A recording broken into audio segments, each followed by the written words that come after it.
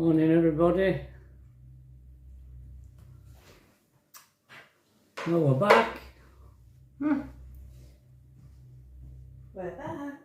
We might not have been back. We've had another bit of a scare. Not we, Pat? We have. Where do I start telling the story? Because it must have started about 3 or 4 days ago, I think. Because I kept getting a strange smell. To put it bluntly, it felt a bit like fart. Smells a bit like. And I thought, is this the beginnings of incontinence? You don't know you're doing it, but it smells. I kept saying to Pat, Do I smell? do I smell, Pat? Do I smell a fart? Can you smell? No. And it kept coming and going, always in the camper. Anyway, yesterday, when we were at Warm Lane campsite, of course we were plugged in, because it was a little CL with 5 hard standing pitches, £18 a night. Yeah, it's a nice little place. We've been before. It's in Rawdon, Yeadon. It's right on Tracy's doorstep. So if we're ever over that side of England, you know, in Yorkshire area, we always, well, sometimes if we're at York End, we'll call in at that one near York, and if we're on this side, Warm Lane. Anyway, I said to Pat, I was sat at the front, and I said, I can smell that smell. That was Sunday night, wasn't it? Yeah. You smelled it Sunday night. Yeah. She asked me if I could smell it, and I couldn't smell it because I sit on bed at back. It wasn't as Pat obvious. could never smell it every time I asked her. And in end, I stood in front area at the van, and I'm sniffing. And you know, like when you're trying to smell a smell, eventually you can't smell it yourself. But I got down on the floor, and I thought, it's stronger. And I lifted the cushion up on the bench seat behind the passenger seat, and it were in there. I thought, oh, it ain't me, it's in here. So took the cover off and took everything out, and I thought I felt it, the charger, for charging the battery, it's under that seat. I felt it and it was warm. And I put my nose near it, and it smelled of that smell, and I thought, oh my neck, it's this thing here. So I put everything. Well, what I did was I reorganised stuff that were in there so that it wasn't anywhere near the vent, because it has the charger has vents on it. And I put some things underneath the cushion to hold it up, and then I opened the windows on the roof to vent it, to let the smell out, some air in, and gradually it went away, did the smell. And I thought, that must be something. I thought, have I, because I had some of that, I don't know what they call it, like silver foil stuff. Silver foil insulation. It moved over the vent, and I thought I'd blocked the vent on it, and that's what it had caused it to overheat. Anyway, gradually the smell went away. So when we went to bed, I closed the skylights.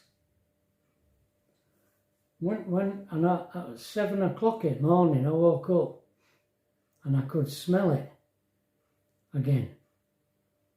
So I got up and I took cushion away and I took it all out again. And I felt that I've got 2 batteries in there.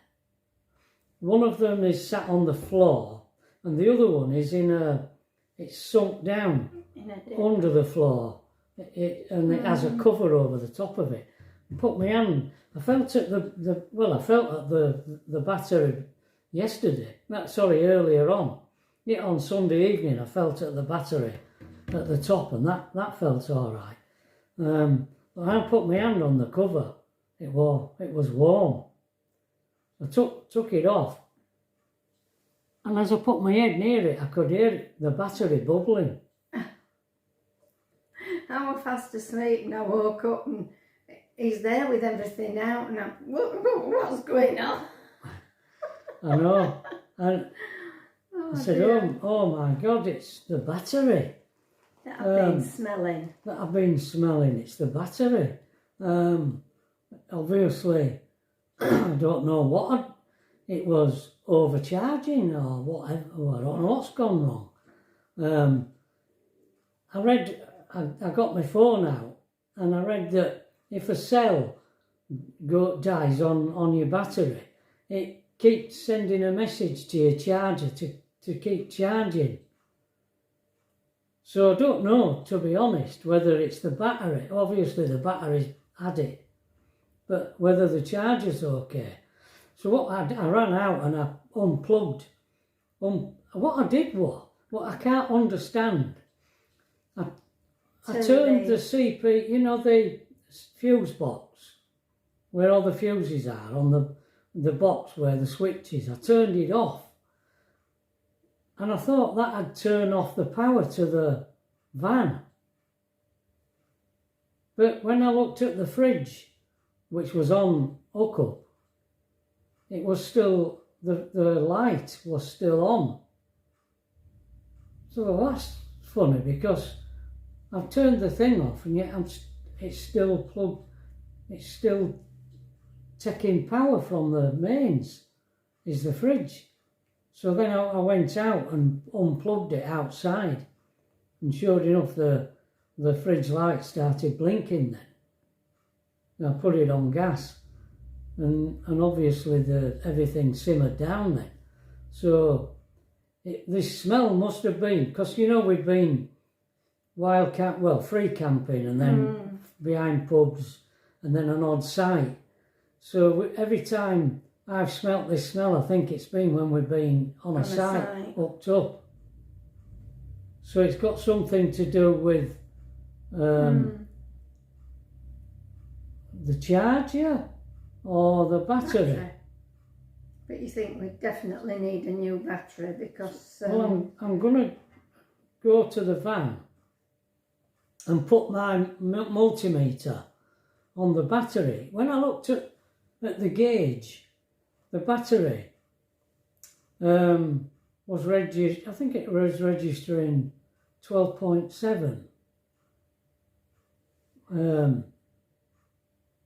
which I thought, well, that's all right. I haven't been aware of losing a lot of power on the battery.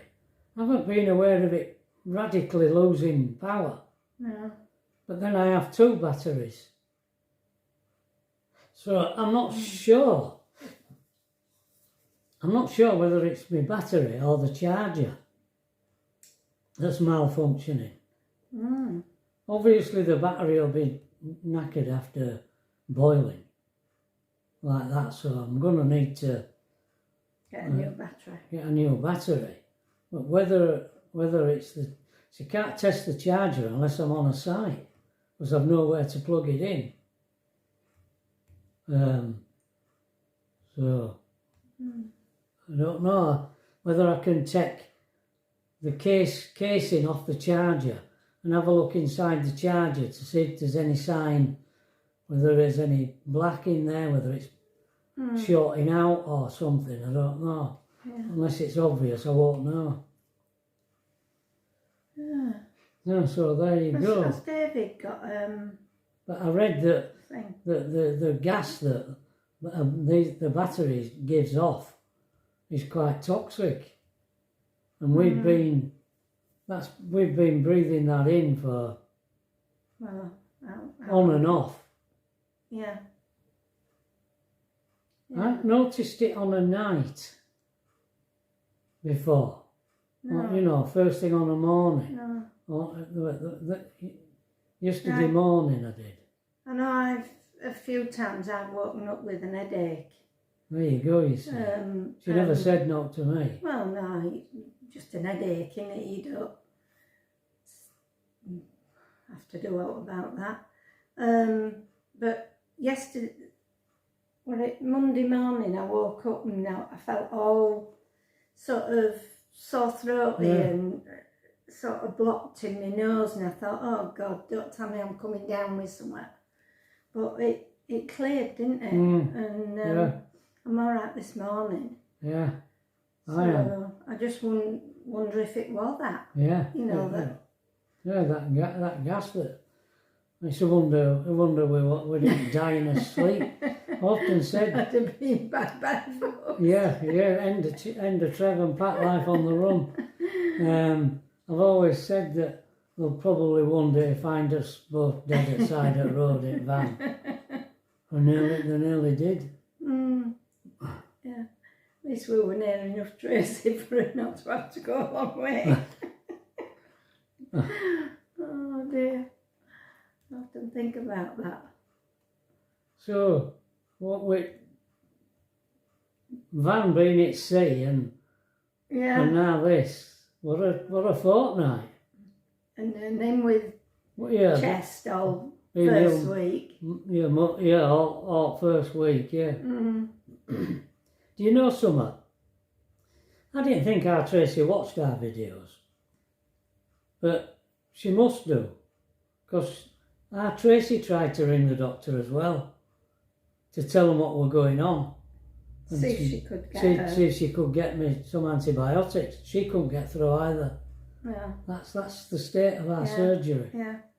And I rang as well during that week. And I were the 10th in the queue. Yeah. You were the 9th. Yeah. I don't know what Tracy I were 10th once. Yeah. Or 9th. I don't know whether that's a ruse, whether they put that up so that you'll just give up. Yeah. And bugger off. That's what they want you to do, I think. Yeah. They say, if you need help, ring the surgery. So important to us. You're so important to us. Yeah. But then you 10th in queue and you think, 10th in queue? And when you go, because Tracy once went and she said she were on the phone ringing the surgery as she walked in the door, and there were no phones ringing. No phones ringing. There, and there were no one on phone. Everyone's chatting away. Yeah. She said, so where on earth this phone Where is this phone? I have no idea. Where are you ringing? India. Oh dear. But ironically, yesterday morning, Pat got a phone call and it was pharmacy at the surgery. Yeah. And you know when we went to Isle of Man, we ordered 2 months supply of tablets, and that were horrendous. Trying to get them. Organising that. Trying to get blood out of a stone it was. Anyway, when we got to Isle of Man with his 2 months supply of tablets, when Pat opened the bag, there were no Pixaban in it. No blood thinner. So Pat never took it, and she's never taken any since. Taken them until now to realise. And that's what pharmacy rang Pat about. Why have you stopped taking Pixaban? So they want you to get you on the tablets, because that's where they're making the money. If it's in their interest, they're ringing her to get her back onto a Pixaban. But if you want to get in touch with them, they won't answer the phone. Yeah. I reckon she was ringing from home, that pharmacist. Because she were ill. And she was throaty and coughing at other end, and she said she'd had this cold that's going round, that had gone through her family. So I reckon she was doing a bit from home on computer and things like that. Which they can do, can't they, if they're just ringing you? I don't know, I suppose so, yeah. Who knows how they operate. And I've got diabetic nurse ringing this afternoon. She'll be wanting to do something. She'll be wanting to put you on more tablets. They keep trying to get her on more tablets. That's all they want to do.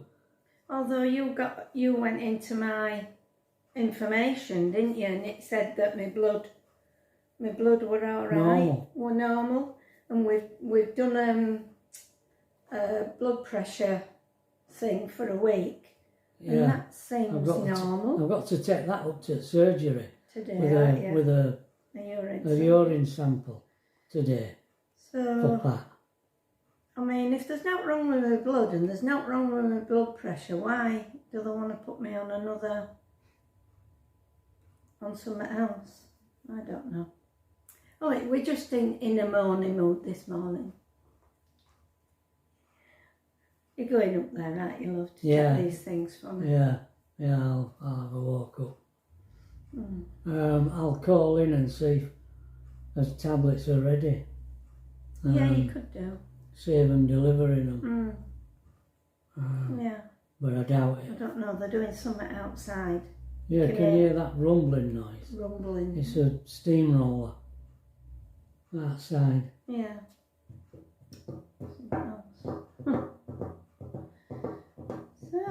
So I'll wash up, feed Ernie, put some more washing in the washing machine. Right. Yeah, so that's our morning glory. Yeah. And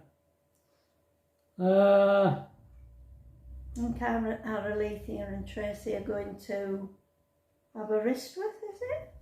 I have a wrist with on weekend. Friday. Because Alethea is going to see their university. Yeah. On Saturday. Tracy's staying over 2 nights because it's a long way to drive from Leeds to Aberystwyth. And then to look round all day Saturday and drive back. Yeah, so they're staying. She said we'll probably stay over at Saturday night as well. Yeah. Yeah, long way, isn't it? Yeah, it's a long way. All right, folks. Yeah. Oh, sorry, were you going to say something else? No, it's all right. Yeah. So we'll see you tomorrow, all being well. Yeah. Okay. Bye.